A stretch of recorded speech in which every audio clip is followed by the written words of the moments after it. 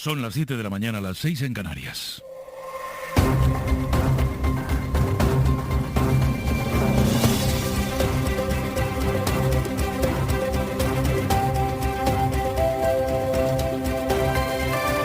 En la cadena SER,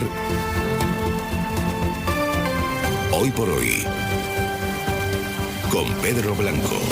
¿Qué tal? Muy buenos días. En medio de una de las mayores crisis mundiales de la historia, Japón recuerda otra que lo cambió todo hace 75 años.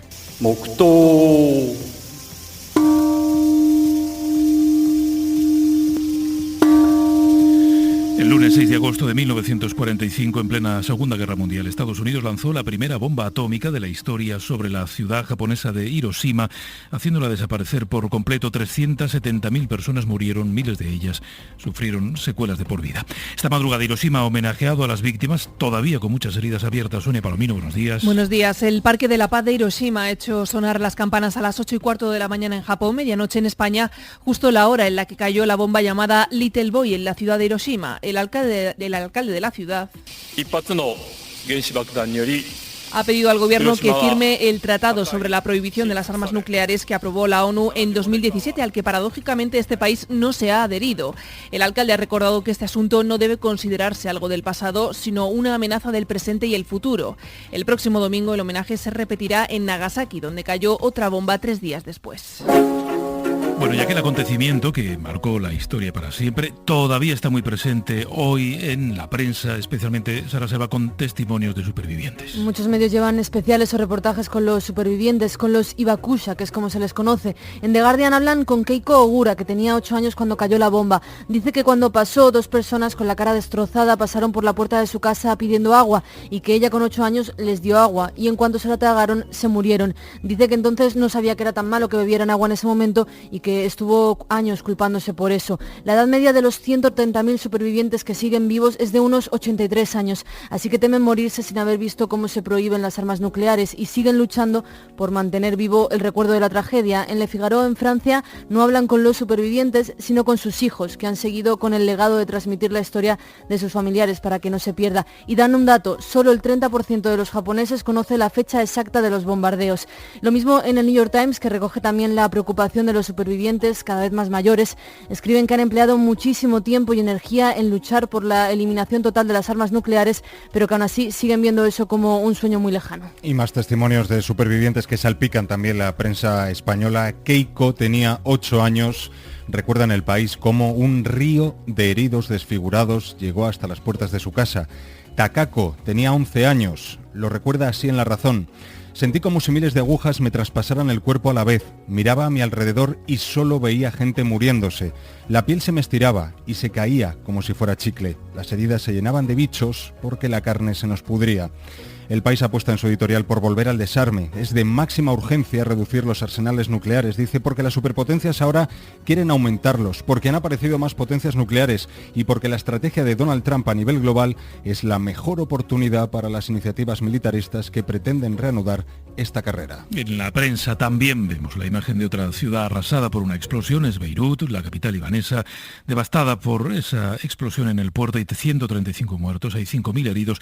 El gobierno tiene claro que no es un atentado terrorista, sino una gravísima irresponsabilidad, es lo que dice. Alguien había dejado durante años un cargamento de nitrato de amonio, un fertilizante tóxico.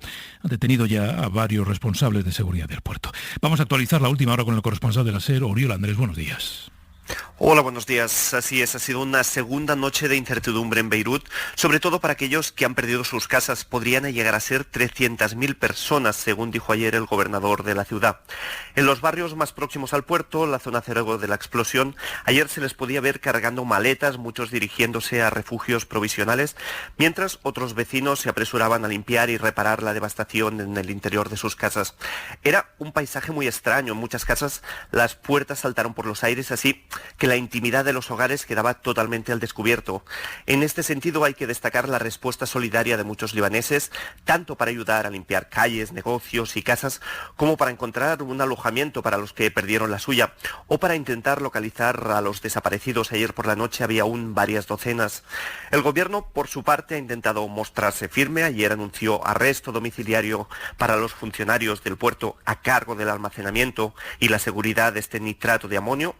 Y es que a falta que la investigación prospere, cada vez hay más informaciones que apuntan como causa la negligencia. Un hecho que ha hecho enfadar mucho a los ciudadanos, que lo ven como una consecuencia más de un sistema político corrupto y clientelar. Para hoy está prevista una visita del presidente francés, Emmanuel Macron, el primer jefe de Estado en viajar al Líbano tras la explosión.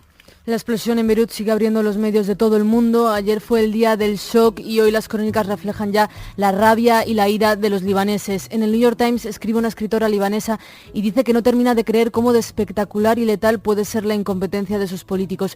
Cuenta que aún no han empezado a asimilar el daño que ha hecho esta explosión, los muertos, los heridos y el haber perdido el puerto, fundamental porque este país importa todo lo que consume y ya ahora, antes de que todo esto pasara, sufrían escasez de alimentos. Dice esta escritora que esto no es solo un accidente y que debajo de los escombros de la tristeza está empezando a hervir una rabia inmensa porque la sangre de los libaneses ya se ha derramado demasiado tiempo. En The Washington Post, otro artículo de opinión con el titular "Líbano ya sufría muchas crisis y ahora esto", escribe una periodista desde allí: "Hemos vivido todo tipo de guerras, pero nadie nos había preparado para esto". Culpa también a los políticos por mantener ahí almacenadas esas toneladas de nitrato de amonio durante años sin hacer nada y dice que esto puede haber terminado de prender la chispa para una nueva revolución. En The Times, en la prensa británica, leemos: "La explosión revela la ausencia de liderazgo", y en el Telegraph llevan un informe que dice que las autoridades del puerto han estado durante años pidiendo que alguien quitara de ahí ese material explosivo, pero nadie les hizo ni caso. Y en Le Orient Le Jour, un periódico francés de allí, de Líbano, dicen que este día lo van a recordar siempre, que es un delito contra un pueblo que ya no podía más, una masacre, dicen. Aquí hablan de destrucción, de apocalíptico, de desolación infinita, de devastación. Es como describe la prensa española el estado de Beirut después de la explosión de su puerto. Lo hacen junto a la impresionante imagen de la tragedia por cuyas causas o negligencias se preguntaban ayer los libaneses, tal y como destaca La Vanguardia. Una población que culpa a los políticos del caos del Líbano, según destaca El País.